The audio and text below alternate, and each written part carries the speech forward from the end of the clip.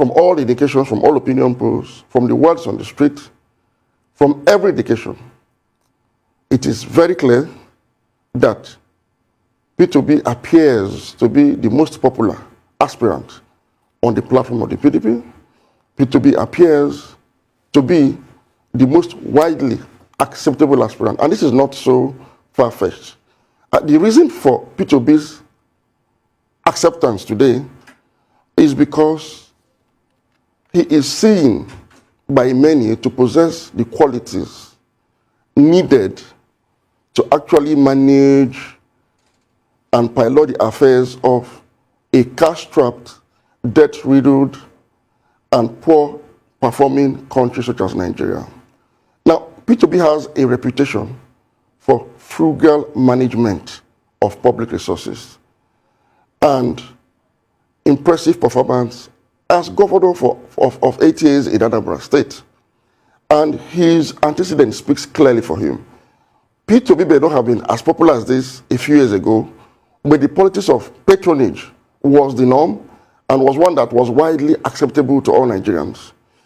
But today that we seem to have come to our wit's end, we've seen where the politics of patronage and resource sharing has taken us to as a country. We are at the tipping point of becoming a failed state economically, security-wise, and on all indices of national development, Nigeria is failing.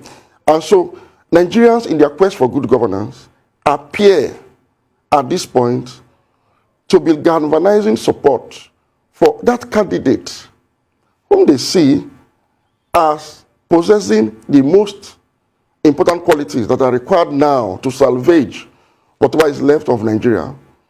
And that person happens to be P2B of the PDP.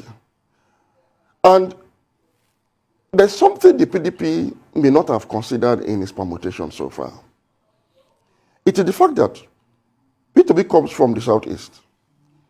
The Southeast, that is predominantly of the Igbo-speaking people of Nigeria, happens to be one of the big three ethnic groups in Nigeria. And so when you look at the Northwest votes, and you imagine, for instance, that the APC or President Muhammadu Buhari has a vote bank of 12 million votes, it is also instructive to note that P2B, with the massive support he's having from his home region and across the country, can be said to have a potential vote bank of not less than 10 million votes. Because if you look at the mathematics, the people of Southeast Nigeria are actually resident in all parts of the country. In fact, it is believed that the Southeast community in every part of Nigeria constitute the largest communities, second only to the indigenous communities or to the host communities.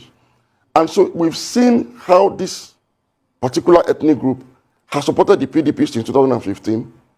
And that is why whenever you have the PDP reaching the 10 to 12 million mark in every presidential election since 2015, you can be rest assured that an overwhelming majority of that vote comes from people of Southeast origin, wherever they reside, from Lagos to Abuja, Kano, Kaduna, and of course the Southeast. So we may look at the figures coming out of the Southeast alone and assume that the voting strength of the Southeast is negligible. It is not so. If you look at it from that perspective, you'll be missing a very important point. And what am I saying in essence?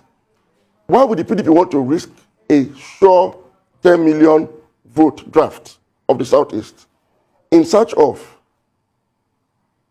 an elusive 12 million vote that will not necessarily come to it, even if you field another candidate?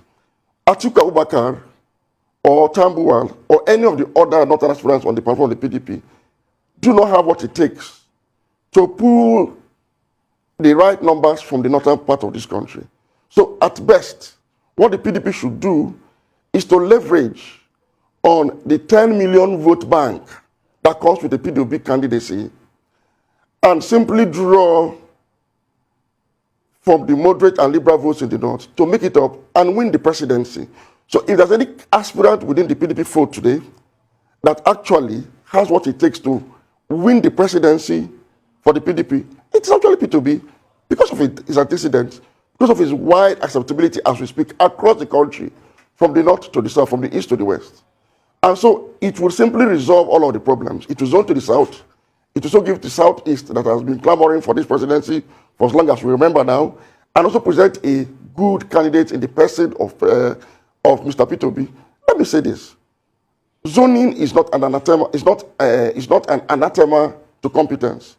Zoning and competence are actually mutually inclusive, because zoning is simply in advancement of the principles of social justice, equity, and unity, which is conditions.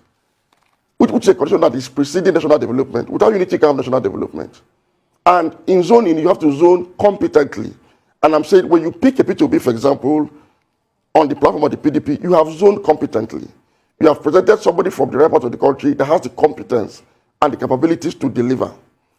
And so the PDP will do itself a lot of good if it does not take the Southeast vote, and by extension, the entire Southern vote for granted. Some of the leading socio-cultural groups in the South, the Pandef, the Ohanese, the Afenifere, and of course, their allies in the North, those that we call the Middle Belt people, have come together severally to say, look, we need to zone to the South, and not just to the South, but to the Southeast. And we're saying the PDP is fortunate to have somebody from the Southeast that can go all the way and clinch the presidency if indeed Nigerians want good governance.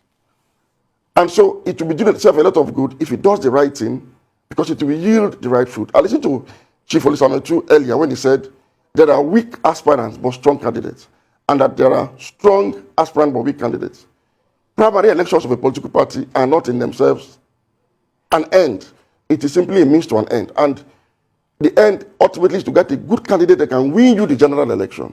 And so the PDP is supposed to actually galvanize the structure and give support to P2B, who otherwise would have been a weak aspirant, to emerge strong and be able to lead the party towards a formidable attempt at the 2023 presidency. And if for any reason P2B does not win, he can at least secure the traditional support base for the PDP in the South-South, the Southeast, parts of the Southwest, and the Middle Belt areas, enough for the PDP to remain a major political party going into the post-Buhari era in Nigeria. Otherwise, like I said earlier, the PDP risks losing a strong base in the Southeast, the South-South, parts of the Southwest, and the Middle Belt in chase of a barrage